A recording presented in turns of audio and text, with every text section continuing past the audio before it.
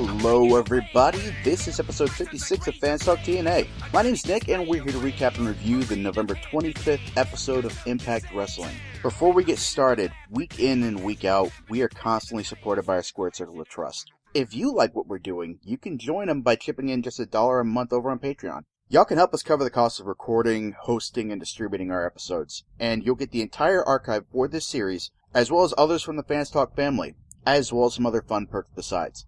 Head on over to fanstalktna.com right now and find out more. This is going to be a real short episode just because, it's Thanksgiving weekend over here in the States and, y'all have got stuff to do on this long weekend, so it's going to be short and sweet. First of all, to kick off Impact, we had the triple threat from the X Division, DJZ, Tigre Uno, and Manic. Manic got pinned twice, and DJZ and Tigre Uno advanced. I thought this was a good way to kick things off, usual great X Division matchups. I'm a little disappointed that Manic didn't advance, but, it was still a great match, and I suppose that gives us time to get away from Manic, get away from the masked version of him, so that when he comes back, they can sell it as he had a lot of time to think about why he didn't advance, and he figures the mask is holding him back, so he's going to come back as TJ Perkins. Just a guess on my part, but I think maybe it's likely, but I know I'd enjoy it. Next up, we had Group UK wrapping up group play. First, Drew Galloway versus Rockstar Spud. I really enjoy the way Drew Galloway makes just about every match he's in look equally competitive.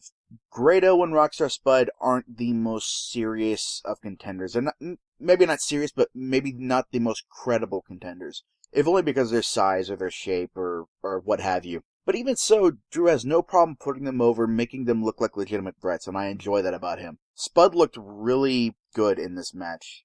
The classic David versus Goliath archetype. Even so, Spud failed to get the job done. Drew Galloway swept Group UK and advanced to the round of 16. The same happened with Bram.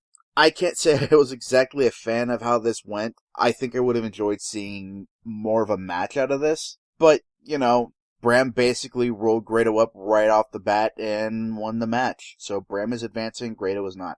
Next up, we had Jesse Goddard versus Micah. We finally got a Micah match shown in full on TV, so great. Good for him, good for us. Micah impressed me, I think. They've been saying a lot of great things about him. The son of the great Haku is got it in his blood. And I think he went out of his way to showcase that. Even so, Jesse Goddard is the man. He is the Adonis. He is the Adonis Crab. And he and this Crab are advancing to the round of 16. The subsequent match, Davey Richards versus Robbie E. Didn't exactly happen as I thought it would. Davey Richards beat Robbie E to advance. So one half of the tag team champions is going on. It really looks like my prediction that the champions would not advance really fell through because all but one did so. Even so, I know Garvin's going to be upset about it, and I am too, to maybe a lesser degree, but Robbie E still looked great in this match. He's really shown what he can do all throughout the series, so I expect good things from him moving forward. In the second and last match of the night, Kenny King versus Crazy Steve. In any other environment, I think this match ended as you'd expect it to, but given that Kenny King is appearing with other companies, he's been in ROH, he's part of the All Night Express once again, I really didn't expect him to advance any further. But Crazy Steve couldn't get the job done, he couldn't recreate the triple threat scenario, so Kenny King's advancing. Finally, the main event, the last group champions match, Lashley versus Austin Aries. This one went exactly as expected. Austin Aries put on a hell of a great match, but Lashley won. So that set up the round of 16. We've got 4 blocks moving forward, and we've got some pretty interesting matches coming out of this. In Block A, we've got Ethan Carter III versus DJZ, and Bram versus Davey Richards. In both cases, I think you've got a case of size and power versus agility and speed. I'm figuring EC3 is going to be the one advancing. With Bram and Davey Richards, it's a little harder to call, I think, just because, commentary identified Bram as the sleeper hit of the series, and he really has been. You don't really take him that seriously because he's usually used as a jobber outside of his debut. But even though Davey Richards has done really well in this series, I don't necessarily know how far I see him moving forward. He's moved further forward than I expected him to, but I don't know. I think I'm going to go with Bram on this one. Moving on to Block B, we got Lashley versus Drew Galloway and Mahabali Shera versus Eli Drake. Man, that's a case of two powerhouses where Lashley and Galloway are concerned. I'm going to go with Galloway to win, just because I'm kind of forecasting Galloway to be the one to win it all. I figure EC3 and Matt Hardy will cost each other their chances, and Galloway was the next most legitimate contender going into the series. So, yeah, I think Lashley's going to have a really strong showing. He already has had kind of a strong showing to start with, but yeah, Galloway is my guy moving forward, I think. With Shera versus Drake, as much as I would enjoy watching Shera, you know what? I was going to predict Eli Drake, but then I remembered we've got the Indian tour moving forward. So, man, as much as I'd really enjoy watching Eli Drake advance, he doesn't have as much going on for him right now, with the circumstances as they are. So, I think we're going to see Shera move forward and face Drew Galloway to wrap up Block B action. Going on to Block C, we've got a really intriguing match in Tigre Uno versus Gail Kim, and another interesting match as well, Eric Young versus Kenny King. Commentary did a really good job of trying to hype up just how much this match was going to resemble an X Division match. And, they're not wrong. Gail Kim has a really interesting style. She really could fit in quite well with the other X Division athletes. There are a couple knockouts that can do that really well. Jade comes to mind pretty readily.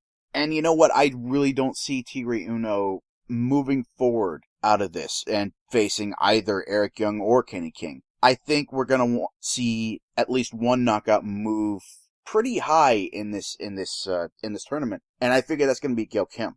So yeah, forecasting Gail Kim to win.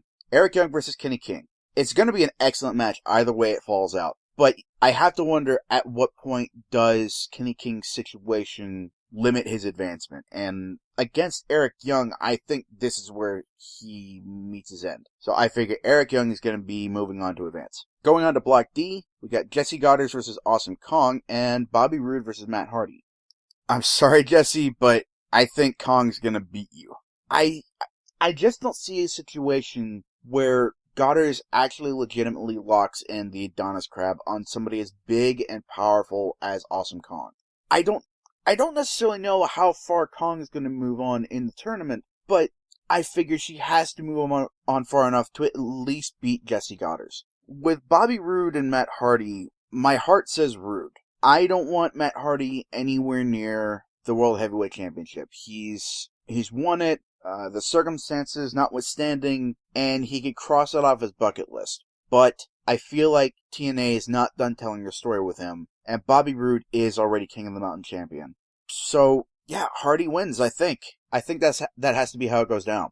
Well, that is enough forecasting for the round of 16, and really, that's Impact in a nutshell.